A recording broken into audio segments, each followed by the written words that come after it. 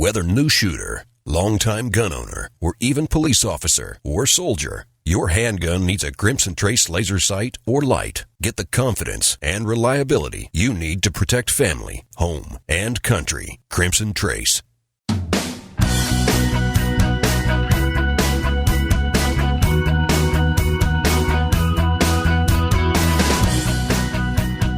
The number one national voice in defense of your Second Amendment rights. Gun Talk, available on iTunes and on the free Gun Dealio smartphone app for Android and iPhone. To be on the air with Tom, call us now, 866-825-5486 or 1-TOM-TALK-GUN. Now, here's Tom.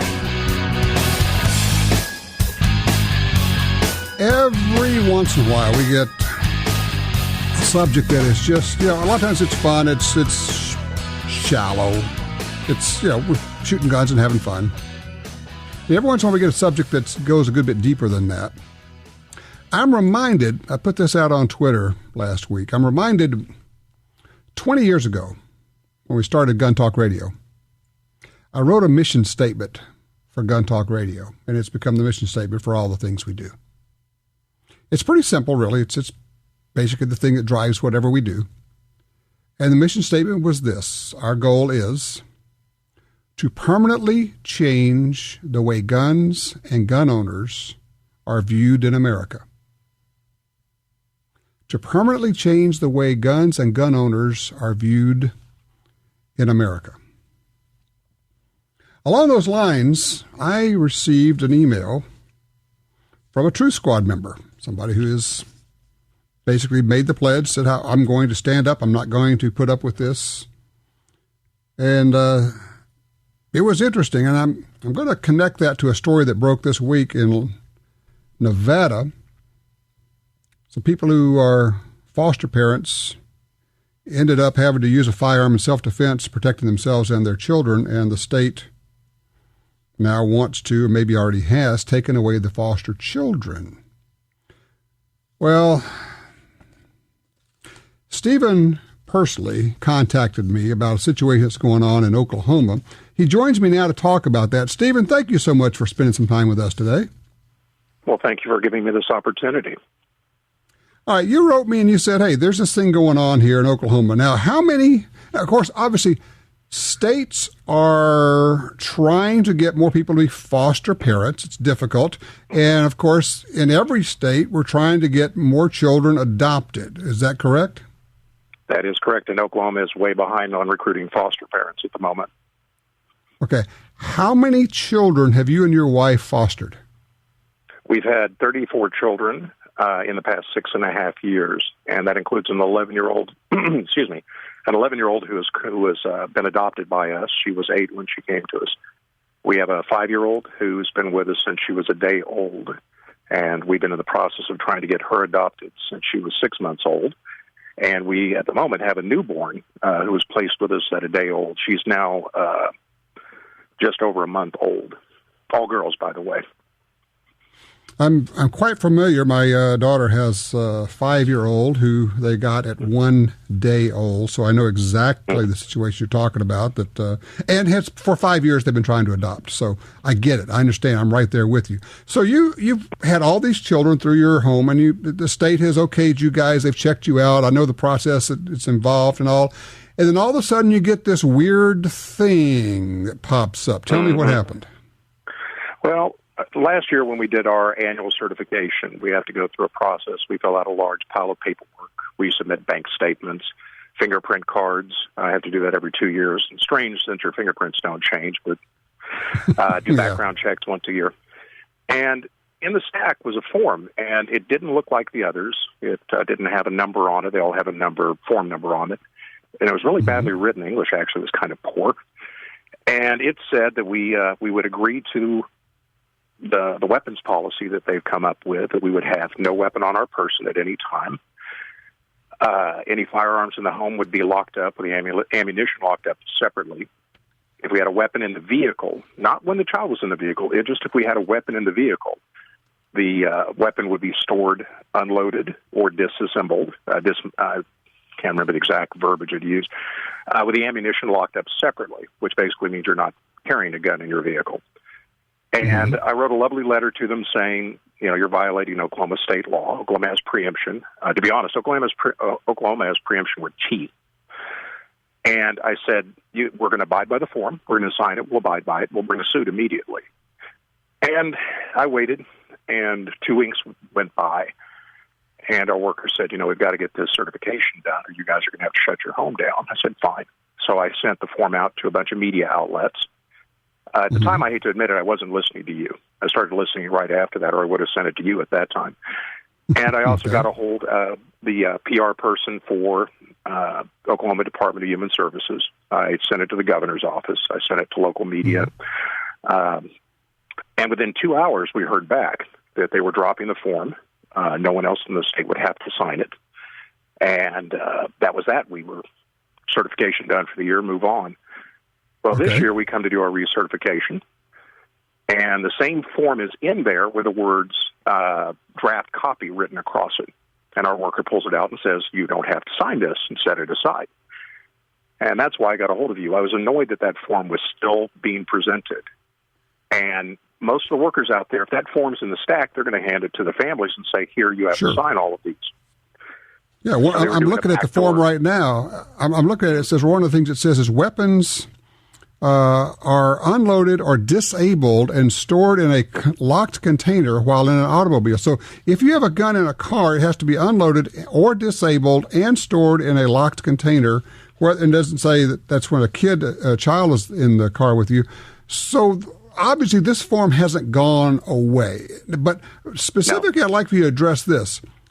Oklahoma law clearly prohibits them from doing this. Why, yes, it does. No municipality, I'm not going to read the whole thing, but I hate reading on the radio, it doesn't work well. It says, no municipality or political subdivision of the state shall adopt any ordinance, order, regulation concerning in any way the sales, purchase, delay, for ownership, keep, bearing, transportation, licensing, permitting, registration, taxation except for use taxes, or any other control on firearms, components, ammunition, or supplies. And then it goes on further to say that if any person feels their rights pursuant to this provision have been violated, they can seek injunctive relief and monetary damages, or both. And I was talking to my worker last Friday, was there for another reason, and she said, well, we have one more thing we have to do on this year's recertification. I said, I thought we had everything taken care of. She said, well, we just got the new weapons policy form. And she handed me a copy. She already knew how I would react. She reacted the same way, I might add. The last year, by the way, when we got the old form handed to us by a different worker, she said, she and her husband were both concealed carry, so she thought it was a bad idea. But the new form is actually worse than the old one, because now it says it's the weapons safety agreement for foster or adoptive families. So if you've adopted through DHS, which some people do, we did, private adoption can cost you $30,000, $40,000 out of pocket. Adopting a foster child through DHS costs out of pocket nothing. So there are many people who do adopt foster children. So this new form now applies to any DHS adoptive children in our home, even if we're not fostering anymore. So I'm going to have to abide by this until my 11-year-old is out on her own, or my 5-year-old once her adoption is done. Wait. Let me make sure I understand this. Wait, hold on just a second here, because now are they talking about people who are trying to adopt, or you mean after you've adopted and your daughter is your daughter at this point? I would think the state has nothing to do with that at this point. I would think so too, but it says right here that to ensure that any child, the DHS, blah, blah, blah, residing in a foster or adoptive family home, the following safety measures for weapons are required. So we're talking about a child after they're adopted. Okay, so what do you do with this? I mean, you've got this form, and obviously if you don't sign it, they're going to say you can't be a foster parent. And these two children who you're trying to adopt, who you love very much, all of a sudden get yanked away from you. They're basically coercing you to signing it. Now you got to go back and take legal action? That is correct. My plan is tomorrow morning to get a hold of Mr. Alan Gottlieb over at the Second Amendment Foundation and see if they might be interested in helping out with this. If not, I guess I'll be doing this out of my own pocket. I can't let this stand. Well, you're actually talking to the right person. as it Yeah. just so happens that nobody knows that I was just I'm the newest board member of the Second Amendment Foundation. So Excellent. I will have that conversation with Mr. Gottlieb myself, and we'll see if that's something that we cannot take some action on. I suspect we may be able to at least do some. Sometimes all they need to do to see the light is to feel the heat. And so we're going to start on that. I appreciate, keep talking about it, keep getting the word out there, let everybody know what's going on. You're doing exactly the right thing. This is unconscionable. Can't even believe it's happening. Well, yeah, I can. It's in Oklahoma, but yeah, it's happening everywhere. Stephen, thank you for sharing that story. I will jump on this. I have your contact info, and please follow up with me. Anything you hear, anything that's happening, keep us posted, and together we're going to get to work on this. True Squad, no lie left unchallenged. We don't shrug. We don't just say that's just the way it is. We fight all the time. Thank you, Stephen. And thank you and your wife for being foster parents. We need a lot more people being willing to do that. And we don't need the state telling you can't do that if you own guns or have guns. How are you going to protect those kids if you don't, for heaven's sakes? What do you think? Does this make you as mad as it does me? 866-TALK-GUN.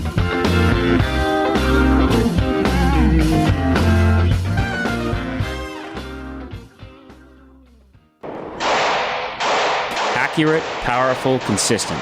At Double Tap Ammunition, we offer 364 loads in 83 calibers that give you exactly what you've been looking for. Try us out at www.doubletapammo.com and use the promo code GUNTALK for 10% off your order. You're at a gun store and your phone tells you about hot deals. Want to know about special offers? No problem when you have Gun Dealio, the free app for your smartphone. Gun Dealio delivers the latest deals on guns, ammo, and extras direct to your phone. Don't overpay for your shooting gear. Get Gun Dealio. It's free at the App Store and Google Play. Trigger the deals with Gun Dealio. GunDealio.com. Put a pistol in your hand, and what's your first thought? How does it feel? Then, how can I make it perfect for me? That's why FNH USA is offering the FNS Compact, perfect for concealed carry. Ergonomic, ambidextrous, customizable. Part of the highly regarded FNS series of striker-fired polymer pistols. Find your perfect pistol. Learn more about the FNS and FNX lines at your dealer, or visit us at fnhusa.com. Hi, this is Tom Gresham from GUNTALK. America is losing critical wildlife habitat at a rate of 1 football field every hour. It's happening on the Louisiana coast, but it's critical to all sportsmen and conservationists. These precious wetlands provide winter habitat for more than 10 million ducks and geese annually, waterfowl that migrate north through dozens of states. Don't shrug it off. Get involved. You can help. Visit vanishingparadise.org. At Double Tap Ammunition, we hand inspect every round that we make, and we use only the best components to give you the best ammunition on the market. Try us out at www.doubletapammo.com and use the promo code GUNTALK for 10% off your order.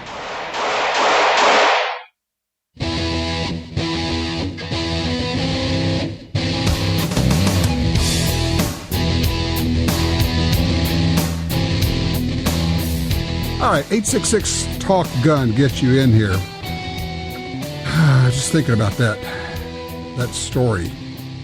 The state saying, for you to be a foster parent, you have to disable your guns. For you to be an adoptive parent, you have to disable your guns. You cannot protect those children. Of course, that policy written by some nameless bureaucrat and maybe not okayed by anybody, chances are, it was just stuck in there. The basis of that is ignorance. The basis of that is, a home, they've bought into this nonsense that a gun in the home is more dangerous to the people, that it is more likely to help them. Now, I will say this. A gun in the home is more likely to harm somebody in the home if the people in the home are felons. And you may think, oh, that's worth a chuckle. No, I'm serious. You will find, if you start digging, firearms accidents in homes are exponentially higher when one or more people in the home has a felony record. When you think about it, it's really not all that surprising, is it? Line 2, Susan's calling in from Grants Pass, Oregon. Susan, what's on your mind? Well, I'm very concerned. I just read in the paper that President Obama, this was in my Friday night paper, that President Obama has issued an executive order regarding guns and old people, and it says that if a person is on Social Security and not able to care for themselves, they are barred from buying a gun. Not just barred from buying a gun, barred from owning a gun. So if you have any guns, you would have to get rid of them because you would be a prohibited person under the law. This is an extension, and you're right. This is actually something that's being floated. It's a trial balloon. It's not out there yet. But the Veterans Administration, the Veterans Administration has been doing this for years. If a vet comes to the VA center and says, I'm just having problems managing my money, and this, I got, basically issues, whether it's PTSD or something, the person at the Veterans Administration makes a little check mark on a list that is sent to the FBI that goes on that person's permanent record, and that person, for the rest of her life, for the rest of his life, will forever be prohibited from being able to own a gun. Because that person one time said, I'm having trouble managing my money. And so now what we've got, they say, well, that works so well. We could strip hundreds of thousands of people of their gun rights through the VA. But look, everybody ends up with Social Security, so we can do that to people on Social Security too. Yes, well, these are questions that are also coming up in doctor's appointments. Have you ever? How many days a month have you felt very blue or depressed? These are trigger words, and my advice to everybody out there is don't answer those questions, and if they insist, walk out and get a different doctor. Boy, Susan, you are right on the money. If they start asking any questions about your mental condition, and you went in there for a sore throat or something, you say, that's not what I'm here for. And if they insist, then here's 2 words you need to know. Boundary violation. You say, doctor, I believe that's a boundary violation, and you need to stop talking about that. The words boundary violation are a big deal. And if they insist, you follow Susan's advice, which is simply to walk out and say, I'm sorry. It's okay to fire your doctor. Did you know that? You walk out and say, I will send you an email and tell you where to send my records. Simple as that. But do not answer these questions. Thank you, Susan, for that call. You're exactly right. Do not answer these questions. Don't. So you start asking, well, do you feel depressed? Are you feeling blue? And I've had doctors tell me, well, it's our job to look at the whole person, to which I say, the hell it is. You arrogant SOB. It's not your job to do that. If I come to you with a sprain or an ache or something else, that's your job. That's the only thing I've hired you to do. I did not hire you to take care of me. I hired you to take care of the thing that I came to you for. And if you take one step beyond that, you are going beyond what this, not patient-doctor agreement is, but this client and service provider arrangement is. If I hire you to replace my roof and you dig a well in the backyard, we have a problem. And if I hire you to check on my allergies and you want to know about my mental state, we have a problem. And I'm not going to go there. And make no mistake, here's a question for you. Do you know your doctor's first name? Huh? Because if you don't, there's a problem here. The whole Dr. Brown, Dr. Jones is a way that a lot of people have always said, well, they're in the white coat, they're the doctor there, and I'm going to acquiesce to that. I'm going to, they have more training, they have more education. Be careful with that. Be very, very careful, because every single thing that you tell your doctor, that piece of information is held by the federal government. Welcome to Obamacare. Everything you say to your doctor is categorized, and that information is tracked to you through the federal government. Don't ever think that there's just between you and me. There is no such thing here. Your doctor, unfortunately, and I hate this for doctors, has become an agent of the federal government. And a lot of doctors hate it too. They hate this. I know doctors who are saying, I would never advise anybody to get into the medical profession now. Would never. I know doctors who have gotten out of the business. So I'm just not going to do this anymore. Not only for the reason that they're making a whole lot less money than they ever did because of what the feds are doing, but you simply cannot assume that anything. In fact, you should not just assume, you should know this to be true. It's not an assumption, it's a fact, it's true, that anything you say to a doctor is in your medical records, that those records are accessible and probably being held by the feds. They're cross-referenced. And if you have said, yeah, I feel blue 2 or 3 times a week or a month, or yeah, I kind of, do you not think that an Obama-type administration, either now or in the future, will not go access that information and say, these people are mentally unstable, therefore we're going to put them on the list that the FBI has? For those who say, yeah, no problem with background checks. Really? The information that the FBI has, where every single purchase of a firearm at a firearms dealer has to be okayed by the FBI, and if they go to your record and that little box is checked, I'm sorry, that person is prohibited. You can't buy a gun. And here's the thing. If you are truly a prohibited person, you can't buy a gun, you know what? You can't own a gun, which means they can, and in many cases already, in many states already have, gone to your door with the police, with a SWAT team to collect all of your guns. Be very careful. Be alert, be informed, be smart, but most of all, be very careful.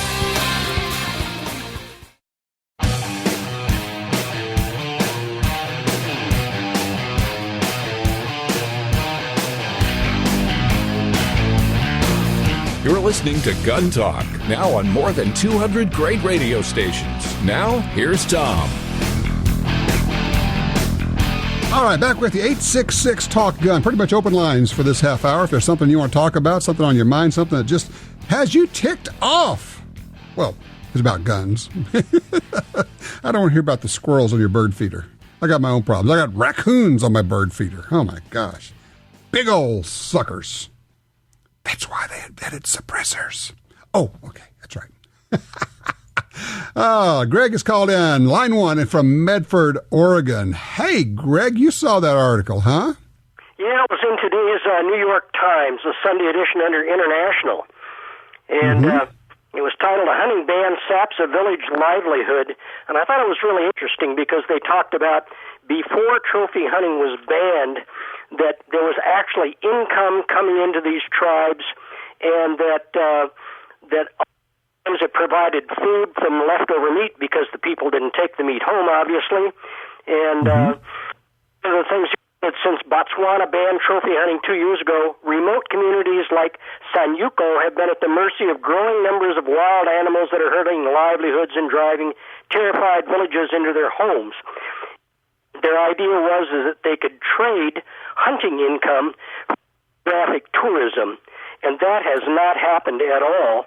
And, it never happens. It never works. Everybody says, well, we'll just replace the gun hunters with the photographers. Well, you know what? Photographers are not going to come pay $50,000 to take a picture of an animal. That's just not going to happen. Well, in fact, out here in Oregon, we have the forest industry, and they said, well, we'll replace forestry with tourism. Well, it doesn't happen. The income's not there. And things it said is when hunting was introduced, we actually ended up killing less animals. And it's a good article. I was surprised to see it in the Times, frankly. It's actually very good. I'm going to recommend it. All you have to do is put this line in your search engine.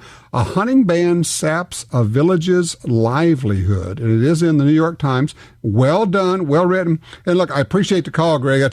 I'm glad you were able to get in here, so it gives me a chance to talk about this. Let me tell you something. Some 30-plus years ago, my dad was writing articles about you may or may not know. My dad had undergraduate and graduate degrees in wildlife management.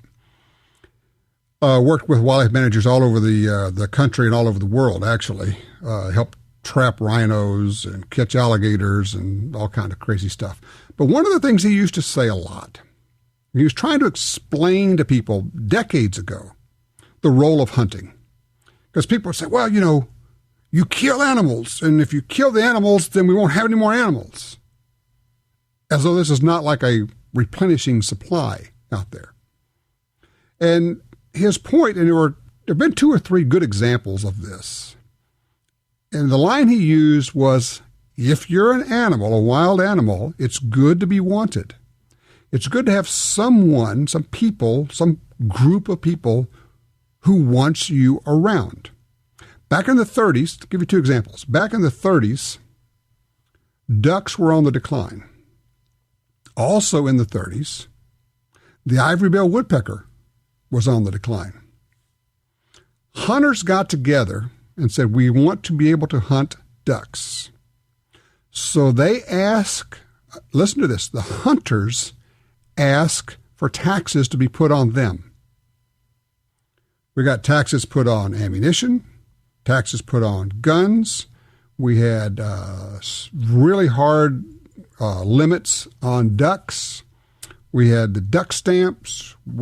All this as a way for us to tax ourselves so that money could be used to preserve that key word, habitat.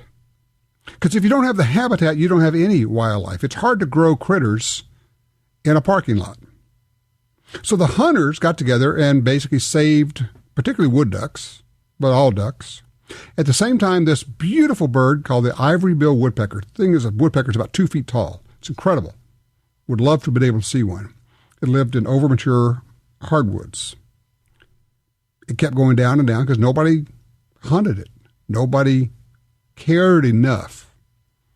It is extinct now. Alligators, another great example. Louisiana had more alligators than any place in the country, many more than Florida. And so they said, we're going to protect the alligators. We're going to stop hunting for alligators. Guess what happened? The people who owned the land where the alligators were said, oh, we're not going to be able to get any revenue from these gators. Now, they were never going to kill off the gators because that's like killing off all your cows. You can't grow any more cows. That doesn't make any sense. We're going to take whatever it is, 10, 12, 14% of the gators.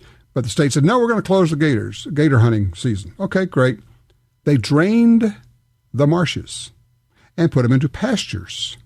Now, you can grow cows on pastures, but it's really hard to grow alligators on pastures. So the whole idea of we're going to protect them, we're going to stop the hunting of them as a way to protect the species, never works. Never works. And in Africa, it doesn't work there. We have these villages. This one village we're talking about, this article, Sengyuko in Botswana, it said they were making $600,000 a year off of hunting, and now it just, poof, gone, disappeared. It's not there. They used the money to build schools, to provide toilets for people, to provide plumbing for the elderly. All that money's gone. Tried it for 2 years. They said, that's not working. So they're going to reintroduce hunting there. Of course, all this comes on the heels of the insanity of a hunter who killed one animal that researchers had named in Zimbabwe, which made no sense at all. And it's interesting because the people in Africa are saying, well, it appears maybe that people in the U.S. and other parts of the world care more about the animals than they do about us. They care more about wild animals than they do about Africans. I'm not sure that they're wrong. 866-TALK-GUN, Be right back. Join the Ruger 2 Million Gun Challenge and help donate $4 million to the NRA Institute for Legislative Action. The NRA ILA is committed to preserving the Second Amendment right of all law-abiding individuals to purchase, possess, and use firearms. And Ruger pledges to donate $2 for each new Ruger firearm sold between the 2015 and 2016 NRA annual meetings. Visit Ruger.com/2 million to learn more and support the NRA ILA by buying a new Ruger firearm today. In today's climate, you always need to be ready. Nothing will make you a more accurate or confident shooter than Crimson Trace laser sighting systems. Get the immediate, decisive advantage of the world's only grip-integrated laser sights. Shoot better. Stay safer. Call 800-442-2406 or visit crimsontrace.com for a free copy of our new laser training video, The Laser's Edge. Brownells has always given you an advantage. With their huge selection of forever guaranteed gun parts, ammunition, shooting accessories, and more. And now, they're offering you the Edge. For just $49.95, Brownells Edge covers your standard shipping and any return shipping cost for 1 year. Brownells Edge members also receive discount expedited shipping and exclusive offers. Get the Edge today by visiting brownells.com/edge. The .45 Auto, also known as the 1911, is the standard other defensive pistols are measured against. No matter what pistol you carry, techniques developed around the 1911 are vital. You know you need training, and you know your concealed carry class definitely was not training. Now GunTalk presents an exciting DVD, Fighting with the 1911 with Tiger McKee. Tiger's unique training style will have you drawing, moving, shooting, and running your gun better, no matter what style pistol you prefer. At ShopGunTalk.com, you can order our DVDs of Tiger's instruction. ShopGunTalk.com also has a 2-DVD set, including Concealed Carry 1.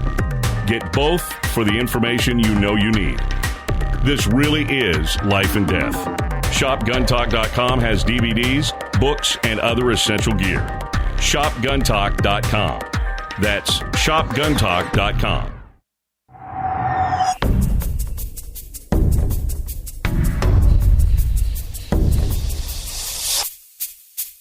The Smith & Wesson Bodyguards. Carry more comfortably, walk more confidently.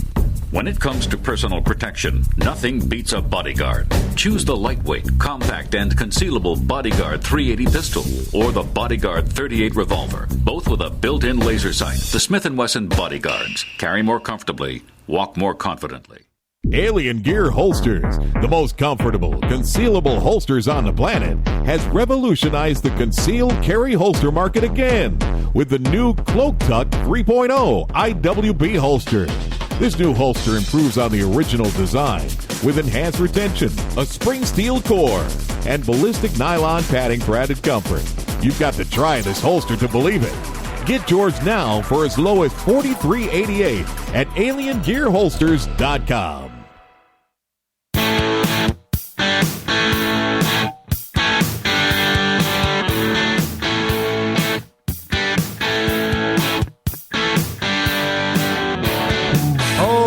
Okay, I admit it. I had no idea. Last hour we had Steve Fiestad from Blue Book of Gun Values talking about how the value of Pythons, the revolver made by Colt, has gone up like crazy. And all the other snake guns, Diamondbacks, Pythons, Anacondas have gone up, up, up. And we're just scratching our heads saying, what is that? I just got a note from Bruce. Bruce says, Tom, the reason that the value of the Pythons have gone up is because that's featured by one of the main characters. It's used by one of the main characters on the TV series The Walking Dead. So I Googled it up. Sure enough, there it is. Kind of like the Dirty Harry 44 Magnum Smith & Wesson Model 29. I've never watched a single episode of The Walking Dead, so I had no idea. That makes sense. Makes a lot more sense than anything else. It's just there's no other reason for Pythons increasing in value, but people are looking at it and go, that's cool. I'll get me a zombie gun. Excuse me. I cannot do that without laughing. A zombie gun. See, that's better. I'm working on it. Okay. Good gravy.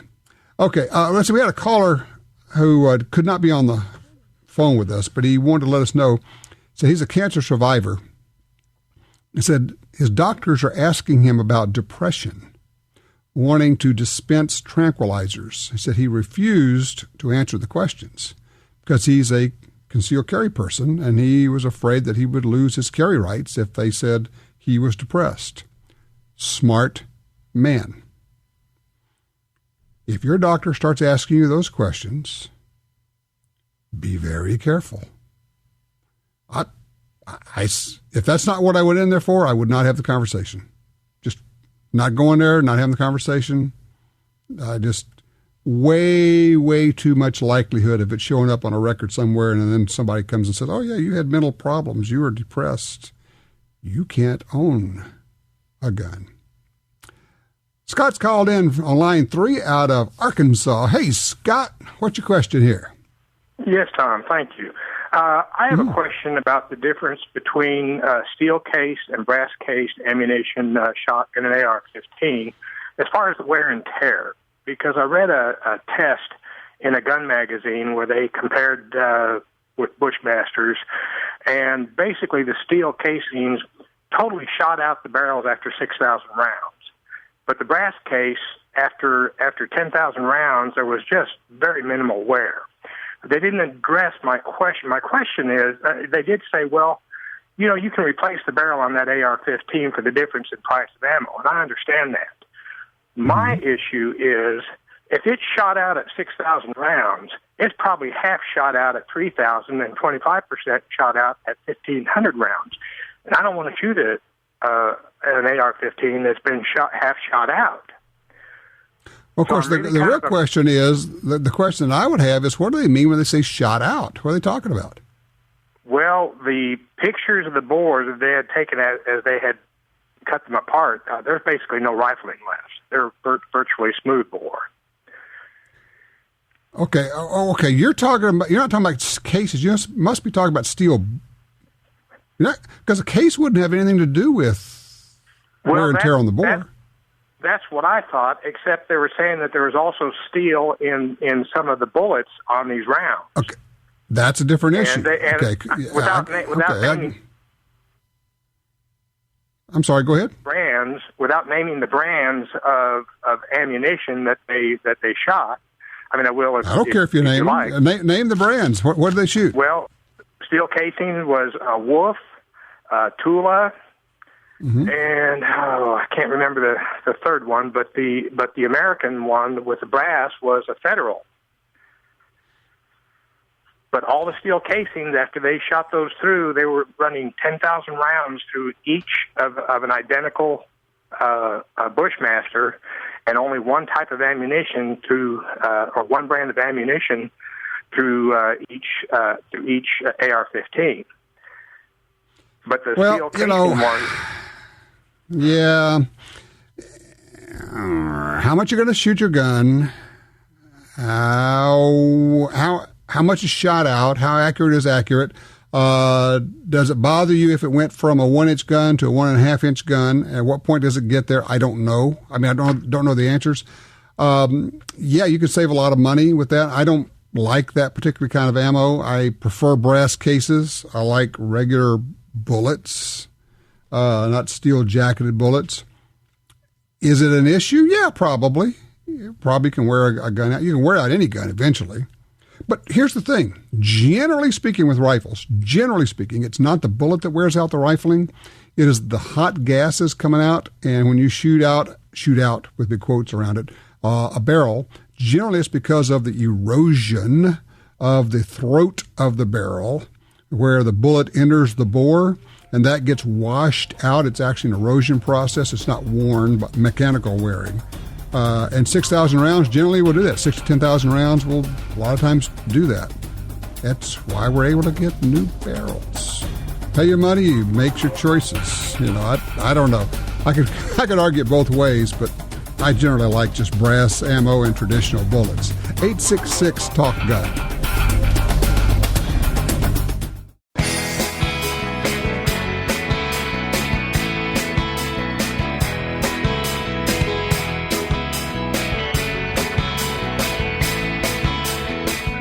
Of course, we're moments away from starting the after show. If you want to call in and get in on that, it's kind of free-flowing and crazy type stuff. You never know.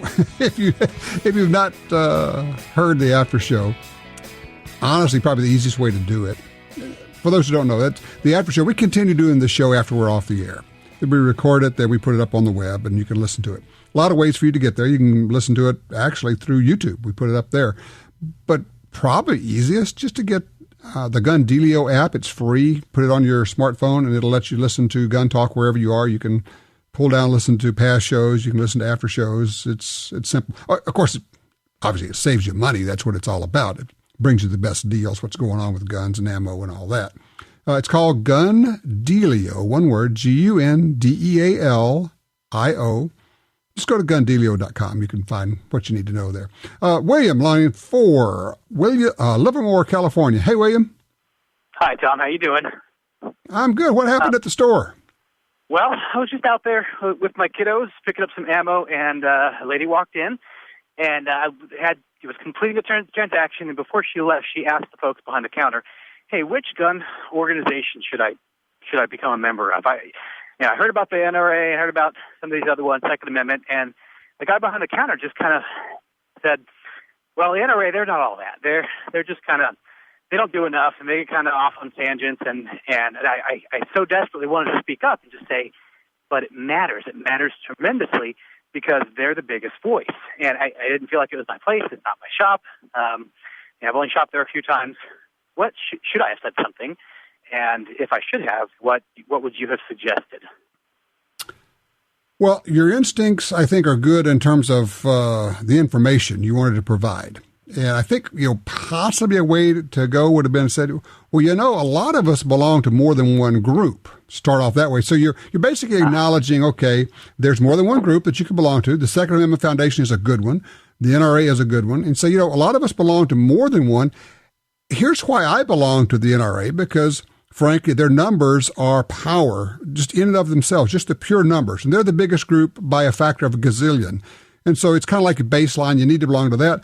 But also the Second Amendment Foundation does great work on the litigation side. In courts, NRA I think of as primarily legislation when it comes to that world, and Second Amendment Foundation for litigation. But also, you could also point out, hey, the NRA has more certified firearms instructors than anybody in the world. And so they're the gun safety people as well as the legislation people. So you might just say, if I were you, I'd join them both. And that way you kind of acknowledge the gun store person and say, okay, yes, I agree on the Second Amendment Foundation, but let me just kind of throw in, you might want to just join both of them. It's just a way to go, a possibility. I don't know. Okay, I like that. Thank you. All right, I appreciate it. And I appreciate you listening, being alert to that. It's a question I get a lot. And I'm not exactly sure where some of it comes from. I think I know where some of it comes from. There are gun people who say, I don't belong to the NRA. I used to belong to the NRA. I dropped my membership. Okay. But at the same time, if you really do want to think of yourself as a Second Amendment person, even if you say, geez, the NRA does this, that, look, it's like families. Families are dysfunctional. Look at your extended family. You got your crazy cousin, and you got your brother-in-law, and the uncle over there, and they're all a little bit strange, and I don't agree with them all on everything, but they're still family. The NRA is kind of like that. It's so big, it does so many different things. Surely they're going to do something you don't agree with, but at the same time, we're all basically working to the same place. So I think you ought to belong to several of them, at the very least. The NRA and the Second Amendment Foundation. All right, here's the deal. Go out, do some shooting, buy a new gun. Hey, the prices are good. Join one of or maybe join all the gun rights groups. Get involved and never shrug.